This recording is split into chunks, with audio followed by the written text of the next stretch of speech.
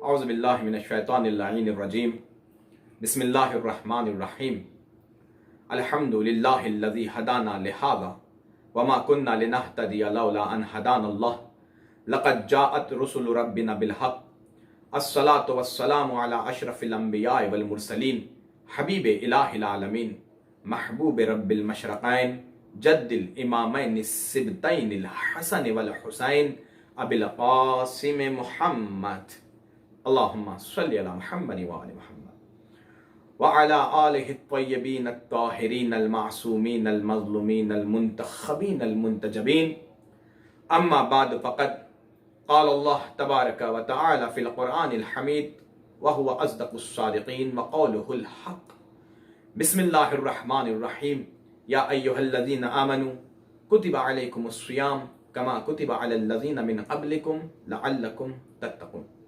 عزیزان محترم، معزز سامعین، السلام علیکم۔ درس معرفت کے عنوان سے ہمارا یہ سلسلہ جاری ہے الحمدللہ۔ مختلف موضوعات پہ گفتگو کی گئی۔ گزشتہ تقاریر میں فضائل قرآن کے بارے میں ہم نے جانا۔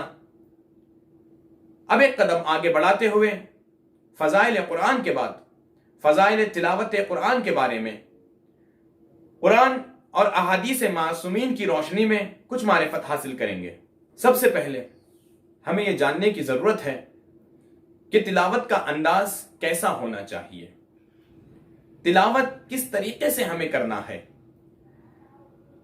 انشاءاللہ سب تلاوت قرآن ماہ مبارک رمضان میں کرتے ہی ہیں، تو بہتر ہے کہ پہلے انداز سمجھ لیں پھر تلاوت کریں، تاکہ اس انداز میں تلاوت ہو سکے جیسی خدا چاہتا ہے۔ جیسا کہ پروردگار عالم خود قرآن میں ارشاد فرماتا ہے کہ وَرَتِّلِ الْقُرْآنَ تَرْتِیلًا، کہ قرآن کو بڑے آرام سے اور تھم کے پڑھا کرو۔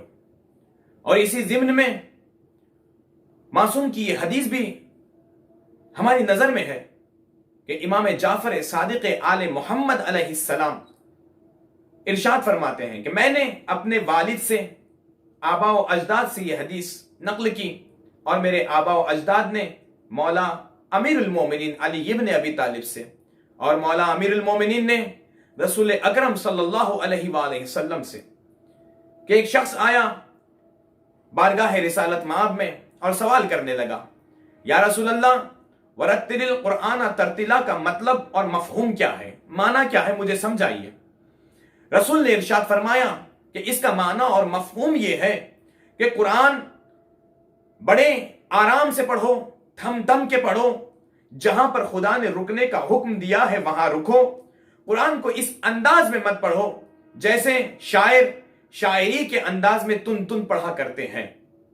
قرآن کو ایسے پڑھو کہ تمہاری دل کی دھڑکنیں حرکات قرآن کے ساتھ ہونی چاہیے، اور قرآن اس فکر میں نہ پڑھو کہ یہ سورہ، یہ جزو قرآن، یہ پارہ کب ختم ہوگا، یہ فکر ذہن میں نہ رہے، جیسے ہم اکثر کیا کرتے ہیں کہ اس انداز میں قرآن پڑھتے ہیں کہ ہمارے ذہن میں یہ ہوتا ہے کہ یہ سورہ جلد سے جلد ختم ہو جائے، یہ پارہ جلد سے جلد ختم ہو جائے، اور اسی فکر میں ہم قرآن کے الفاظ اس انداز سے ادا کرتے ہیں کہ خود الفاظ ہمیں نہیں سمجھ میں آتے۔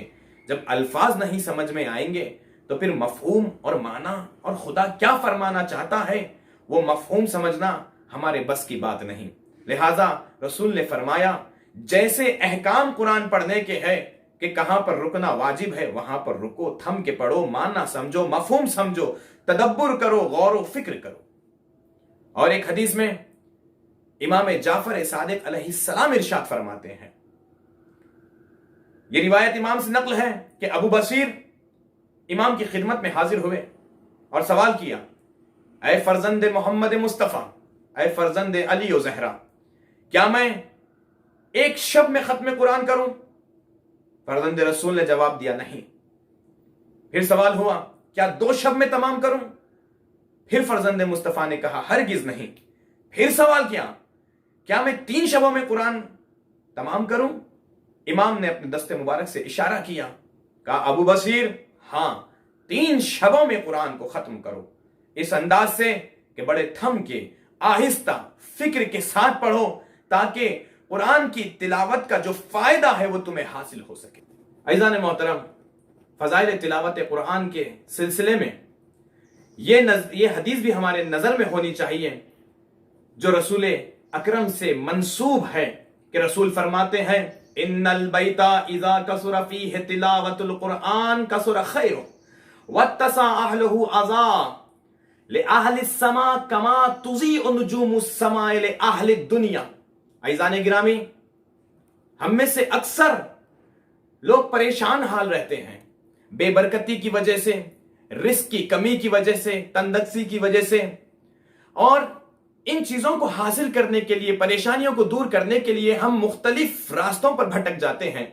अगर इस हदीस पे जो अभी मैंने पढ़ने का शरफ हासिल किया अगर नजर रहे हमारी, तो हमें खैर और बरकत की चाबी मिल जाए कि बेशक रसूल फरमाते हैं, बेशक वो घर कि जिसमें तिलावत कुरान कसरत से होती है, उस घर में खैर भी बहुत ज्यादा होता है, बरकतें भी बहुत ज्यादा होती हैं। और जिस घर में तिलावत कुरान हुआ करती है, वो घर अहले आसमान के लिए वैसे ही है जैसे अहले जमीन के लिए आसमान में चमकते हुए सितारे। यानी रसूल फरमा रहे हैं कि कुरान से खैर और बरकत भी हासिल होगी, कुरान से तंगदस्ती भी दूर हो जाएगी, और कुरान जिस घर में पढ़ा जाता है वो घर इतना रोशन होगा, इतना पुरनूर होगा कि आसमान वालों को दिखाई देगा कि जमीन में इस घर में तिलावत कुरान हो रही है। अब फिर रसूल हमें कुरान की तरफ यूं तरगीब देते हैं, यूं आमादा करते हैं और फरमाते हैं, मन तअल्लमल कुरान व अल्लमहु खैरुकुम, कि तुम में सबसे बेहतर वो है जो कुरान सीखे और सिखाए। कई रिवायतों में मुख्तलिफ मतन के हिसाब से यह हदीस आई है। एक जगह यूं इरशाद हुआ अल्फाज के रद्दो बदल के एतबार से, खैरुकुम मन तअल्लमल कुरान व अल्लमहु, कि तुम में सबसे बेहतर वो है। कभी यूं फरमाया तो कभी यूं फरमाया कि जो कुरान सीखे और सिखाए वो तुम में बेहतर है।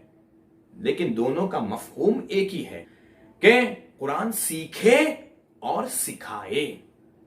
बेहतर वो है, कोई दुनिया वाले ये ना समझे हम में बेहतर वो है जिसके पास ताकत है, जिसके पास दौलत है, जिसके पास शोहरत है। मोहम्मद मुस्तफ़ा ने इन फिक्रों को काट दिया, कहा तुम में सबसे बेहतर वो है जो कुरान सीखे और सिखाए। और इस कुरान की तिलावत का सवाब दोबाला तो उस वक्त हो जाता है जब माह मुबारक रमजान नसीब होता है, क्योंकि माह मुबारक रमजान वो महीना है जिसमें खुद कुरान नाजिल किया जा चुका। और हमारे और आपके पांचवें इमाम मोहम्मद बाकिर अलैहिस्सलाम इरशाद फरमाते हैं, लिकुल्लि शैइन रबी व रबीउल कुरान शहर रमजान, कि हर चीज के लिए एक बहार होती है और कुरान की बहार माह मुबारक रमजान है। यानी क्या, मिसाल देता चलूं, जैसे जिंदगी की बहार जवानी है, मौसमों की बहार फूलों के उगने का मौसम है, उसी तरीके से कुरान की बहार जिसमें कुरान की बरकत, रहमत, मगफिरत ज्यादा हो जाती है, वो है माह मुबारक रमजान। और इतना दुबाला हो जाता है इस महीने में तिलावत कुरान का सवाब कि एक आयत की तिलावत खत्मे कुरान का सवाब देती है।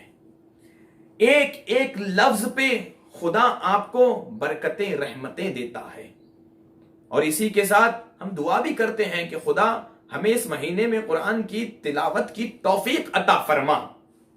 और अज़ीज़ान मोहतरम, कुरान एक ऐसी चीज है जो मुर्दा दिलों को जिंदा करती है। कुरान शिफाअत है, कुरान फक्र व तंगदस्ती को दूर करती है, कुरान रूहानी बीमारियों को खत्म करती है, कुरान जिक्र इलाही इंसानों के लिए शिफा है, मादी एतबार से भी, रूहानी एतबार से भी। इसी के साथ हम सब मिलकर दुआ करें, क्योंकि अहादीस में है कि जमई दुआएं जल्दी कबूल होती हैं, कि परवरदिगार हम सब को इस माह मुबारक में कुरान से फायदा उठाने की तौफीक अता फरमा। हम सबको قرآن کے تلاوت کرنے والوں میں شمار فرما۔ اس مہینے میں ہمیں وہ برکتیں حاصل کرنے کی توفیق عطا فرما جو تو دینا چاہتا ہے۔